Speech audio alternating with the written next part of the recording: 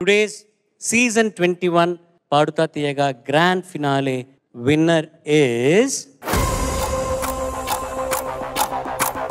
5.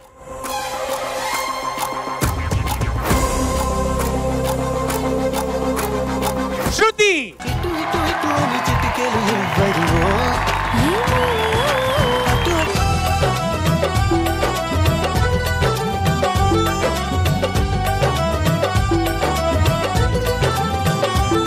Dear students and parents, ఈరోజు మాట ముచ్చట కార్యక్రమంలో మన ముందు ఉన్నది శృతి.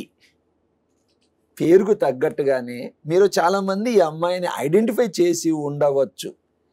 2023 పాడుతా తీయగా ఈటీవీ వారి కార్యక్రమంలో విన్నర్గా గెలిచింది ఈ అమ్మాయి శృతి. సో ఎంతోమంది నీ పోటీ ఎదుర్కొని, అయితే ఈ అమ్మాయి మన ACE engineering college BTech computer science complete చేసిన స్టూడెంటు. అటు సంగీతంలోనే కాదు, అకాడమిక్స్లో కూడా పట్టు వదలలేదు ఆ అమ్మాయి. తన హెక్సావేర్ కంపెనీలో కూడా జాబ్ పొందింది. అలానే కొన్ని ప్రోడక్ట్ బేస్డ్ కంపెనీ, ఒక అడోబీ లాంటి కంపెనీలో కూడా ఫైనల్ సెలెక్ట్ కాలేదు, కానీ కొన్ని రౌండ్స్ క్లియర్ చేసింది. Participation it self is a victory for some times for some of the people. So అటు ఎక్స్ట్రా కరిక్యులర్ యాక్టివిటీస్ని, అకాడమిక్స్ని బ్యాలెన్స్ చేసుకుంటూ ముందుకెళ్ళిన శృతితోటి ఈరోజు మనము కొంత ముచ్చటిద్దాం. శృతి, కంగ్రాచులేషన్స్ అమ్మా. సో ఫస్ట్ ఈ రోజు నువ్వేం చేస్తున్నావు చెప్పు నాన్న. ప్రస్తుతం నేను ఎంఎస్ చేస్తున్నాను సార్. ఎంఎస్ ఎక్కడ అమ్మా? యుఎస్ లో ఒక్లహోమాలో ఎంఎస్ చేస్తున్నాను. ఒక్లహోమా స్టేట్ యూనివర్సిటీలో, సెంట్రల్ ఒక్లహోమా యూనివర్సిటీలో చేస్తున్నా అమ్మా ఎంఎస్. ఏ స్పెషలైజేషన్ అమ్మా? Computer science. Computer science. అక్కడికి ఎలా వెళ్ళారు మీరు? త్రూ జిఆర్ఈ వెళ్ళారు. ఓకే. సో మీరు యుఎస్లో ఎంఎస్ చేయాలి అంటే చాలా మంది ఏమనుకుంటారు అంటే బీటెక్లో ఏ జాబ్ రానోడు ఇలాంటి వాళ్ళు ఎంఎస్కి పోతారు అనుకుంటారు. అది అన్ని వేళలా కరెక్ట్ కాదు. సో మీరు క్యాంపస్ ప్లేస్మెంట్స్లో ఎక్కడ సెలెక్ట్ అయ్యారు అంటే మీరు ఏమేమి కంపెనీలు ఫేస్ చేశారు, ఎక్కడ సెలక్షన్ దాకా వెళ్ళారు? యాక్చువల్లీ సార్ నేను ఎక్కువ కంపెనీస్ వెళ్ళలేదన్నమాట. అవకాశం దొరకలేదు. నేను చాలా హెక్టిక్ షెడ్యూల్ ఉండేది అప్పట్లో. పాడుతా తీయగా ఎంఎస్ డాక్యుమెంట్స్ తయారీ ఉండేది, ప్లేస్మెంట్స్ కూడా ఉండేది.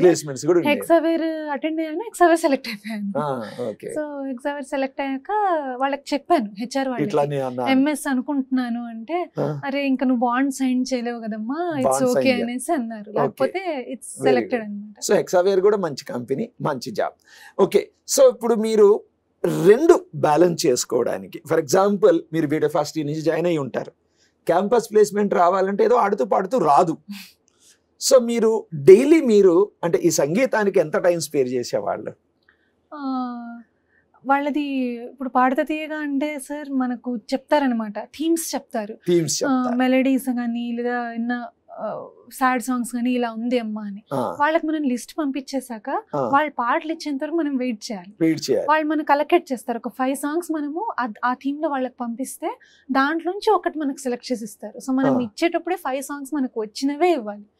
మనకి ఇవ్వరులే ఈ లాస్ట్ లో రాద్దాం ఇది మనకి ఇవ్వరు అలా అనుకోవడానికి లేదు. సో నేను రోజు ప్రాక్టీస్ చేసేదాన్ని. నెలకొకసారి వాళ్ళ షెడ్యూల్ ఉండేది. రిమైనింగ్ టైం నాకు నా సొంత సంగీత ప్రాక్టీస్ కి, చదువుకి, ఎంఎస్ పనులకి ఉండేది.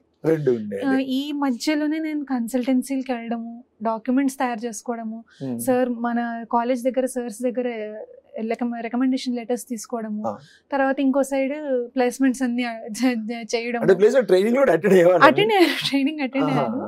బట్ యా చాలా అంటే 2023 అండ్ 2022 చాలా బిజీ. 2022 సెకండ్ హాఫ్ నుంచి చాలా బిజీ అయిపోయాను. ఇప్పుడు మీరు సంగీతంలో పాడుతా తీయగా విన్నర్స్ వచ్చారు అంటే ఖచ్చితంగా మీకు భవిష్యత్తులో ఏదైనా సినిమాలో పాటలు పాడే అవకాశం కూడా రావచ్చు. ఏంటి మీరు అలా సినీ ఫీల్డ్ లోనే ఫైనల్ గా సెటిల్ అవ్వాలనుకుంటున్నారా లేదా? అంటే సార్ ఇప్పుడు నాకు దేవుడి దేవుడు నాకు వచ్చింది ప్లేబ్యాక్, కంటిన్యూస్ గా మనం పాడుతున్నాము అనేంత ఒక సెక్యూర్డ్ ఇది వచ్చేంత వరకు నేనైతే చదువుని వదిలిపెట్టదలుచుకోలేదు. నేను ఇచ్చే సజెషన్ కూడా అదే, ఎవ్వరు కూడా చదువుని వదిలిపెట్టకూడదు. మన చేతిలో ఒక ఉద్యోగము, ప్రతి నెల శాలరీ వస్తూ ఉంటే ఆ కాన్ఫిడెన్స్ వేరు. ప్రవృత్తి, సో సింగింగ్ అనేది ఒక ప్రవృత్తి లాగా, అంతే కదమ్మా? నాకు రెండు ఈక్వల్ అనమాట, రెండు కళ్ళ దాకా, దేన్ని కూడా వదలలేను ఏ క్షణం కూడా. కానీ ఏంటంటే దీన్ని వదిలేసి అదే ప్రపంచంగా మనం వెళ్ళిపోలేం ప్రస్తుత పరిస్థితుల్లో. ఒకవేళ అలాంటి లాంచింగ్ దొరికితే వెళ్ళొచ్చు.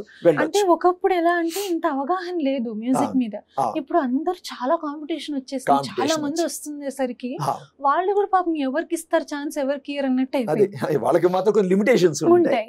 సో అదే లైఫ్ అనుకుంటే ఒక్కొక్కసారి దెబ్బతినే అవకాశం ఉంటుంది.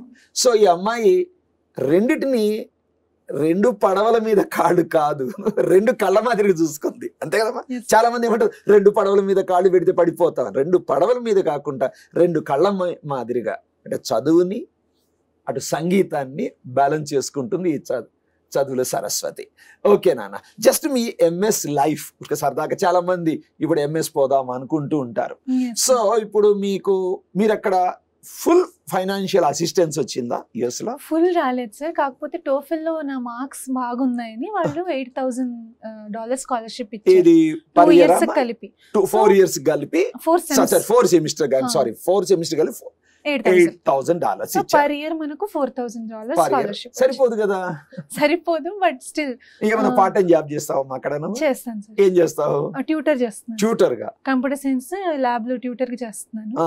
సో వాళ్ళకి ఏంటంటే మనం స్పెషలైజేషన్ ఏరియాస్ ఇవ్వాలి. అంటే పిల్లలు మన దగ్గరకు వస్తారు డౌట్ క్లారిఫికేషన్ కోసం. సో నువ్వు ఏ ఏరియాస్ లో చెప్పగలవని వాళ్ళు మనల్ని ముందే అడుగుతారు. నేను వాళ్ళకి C++, డేటా స్ట్రక్చర్స్, జావా చెప్పాను. సో పిల్లలు వస్తారు నా దగ్గరికి, రికర్షన్ లాంటివి కూడా పిల్లలకి ఎక్స్ప్లెయిన్ చేసిన టైమ్స్ ఉన్నాయి. నేను అక్కడ ల్యాబ్ లో మనం కూర్చొని ఉంటాము. డౌట్ క్లియరింగ్ మాదిరిగా. Very good. అంటే మంత్లీ ఎన్ని అవర్స్ ఉంటాయి బేటా నీకు ట్యూటర్ గా? వీక్లీ 20 hours చేయొచ్చు సార్. వీక్లీ 20 hours చేయొచ్చు. So it is official 20 hours మనం చేయొచ్చు. వీక్లీ 20 hours అంటే almost per day 3 to 4 hours average చేయొచ్చు. అంటే ఎంత టైం స్పేర్ చేయాలి? క్లాసెస్ అటెండ్ అవ్వాలి, హోంవర్క్ చేయాలి, చేసేదాన్ని. నేను 10 hours చేసేదాన్ని సార్. వీక్లీ 10 hours అంటే మంత్లీ 40 hours. ఎంత వచ్చేది అమౌంట్ నీకు? వాళ్ళు మంత్లీ ఎవరు సాలరీస్ ఫోర్ట్నైట్ ఇస్తారు కాబట్టి 2 weeks కి $220. సో గంటకి $11. గంటకి $11. ఓకే. మనం ఇక్కడ హైదరాబాద్ లో పని చేయడానికి చాలా ఫీల్ అవుతాం. ఇంట్లో అమ్మా నాన్న చిన్న పని చెప్పినా కూడా ఫీల్ అవుతాం. ఓకే. సో అమ్మాయి ఫైనాన్షియల్ గా తన కాళ్ళ మీద ఎంతో కొంత, పూర్తిగా కాకపోయినా ట్యూటర్ గా పనిచేస్తుంది. ఓకే. హాస్టల్లోనే ఉంటావు నాన్న అక్కడ? ఎలా ఉంటుంది హాస్టల్ లైఫ్ మీకు అక్కడ? బాగుంటుంది సార్. అంటే మనకు ఒక క్వార్టర్స్ ఇస్తే ఎలా ఉంటుందో ఇక్కడ అలాగే ఉంటుంది. నీట్ గా ప్రశాంతంగా ఉంటుంది. సో ఒక 4 అమ్మాయిలు ఉంటున్నాము ఆన్ క్యాంపస్. సో అక్కడికి వెళ్ళాకే నేను కుకింగ్ కూడా బాగా నేర్చుకున్నాను. సో పాటలతో పాటు కుకింగ్ కూడా నేర్చుకున్నాను. సో ఇట్స్ ఆల్ ఆన్లైన్, అమ్మ నేర్పించింది వాట్సాప్ లో. ఆన్లైన్ వంటకం. సో నేర్చేసుకున్నాను. నాకు చాలా అంటే హెక్టిక్ అయిపోతుంది అక్కడ షెడ్యూల్. పొద్దున్నే లేస్తాను, లేచేసి అంటే మనం జాబ్ చేస్తే ఇలా ఉంటుంది, లేకపోతే పొద్దున్న ఒక క్లాసు, సాయంత్రం ఒక క్లాసు, రోజంతా మనం ఫ్రీ అన్నట్టు ఉంటుంది. ఇక్కడ ఏంటంటే పొద్దున్నే నేను క్లాస్ అవగొట్టుకొని మధ్యాహ్నం అంతా ఉద్యోగం చేసి సాయంత్రం మళ్ళీ ఇంకో క్లాస్ అటెండ్ అయ్యి ఇంటికి 7 గంటలకు వచ్చేదాన్ని మొన్న పోయిన సెమిస్టర్ లో. సో పొద్దున్నే లేగానే కుకింగ్ చేసేసి బాక్స్ ప్యాక్ చేసేసుకొని, మళ్ళీ బయట ఫుడ్ వద్దు అని నేను. సో వెంటనే ప్యాక్ చేసేసుకొని వెళ్ళేసి క్లాస్ అటెండ్ అయ్యి ఉద్యోగం చేసేసి ఆ ట్యూటర్ అని చేసేసి ఇంటికి వచ్చేసి సాయంకాలం కానీ పొద్దున్నే కానీ మధ్యాహ్నం ఎప్పుడైనా టైం దొరికితే ఒక పాట పాడుకోవడం కానీ, ప్రాక్టీస్ చేయడం, ప్రాక్టీస్ చేసి కాన్సర్ట్స్ కూడా ఇచ్చాను సార్ అక్కడ డాలస్ లో అట్లా పాడాను. సో నేను ఒక యాప్ లో పాడతాను, స్టార్ మేకర్ అని ఒక యాప్ లో. Star maker. సో అక్కడ మనం కరోకేతో పాడొచ్చు, కరోకేతో మనం పాటలు పాడొచ్చు. సో ఒక 630 దాకా పాడాను ఇప్పటిదాకా పాటలు దాంట్లో. తెలుగు, తమిళ, హిందీ కలిపి ఒక 600. రెవెన్యూ రాదు మనకు, ప్రాక్టీస్. అంటే మనం ప్రతిసారి స్టూడియో వాళ్ళకి డబ్బులు ఇచ్చి స్టూడియోకి వెళ్ళి పాడలేకుండా ఇది మనకు వర్చువల్ స్టూడియో అన్నమాట. సో మనం జస్ట్ ఒక హెడ్ ఫోన్స్ పెట్టేసుకొని మనం పాడితే ఓకే, మ్యూజిక్ తో పాటు మన వాయిస్ పెడితే ఇలా వినపడుతుందా, ఓకే మనం ఇంకా ఎలా ప్రాక్టీస్ చేయాలి, ఎలా చేయక్కర్లేదు, మనకంతా తెలుస్తుంది అనమాట. ఎవరమ్మా మీ గురువు గారు సంగీతం?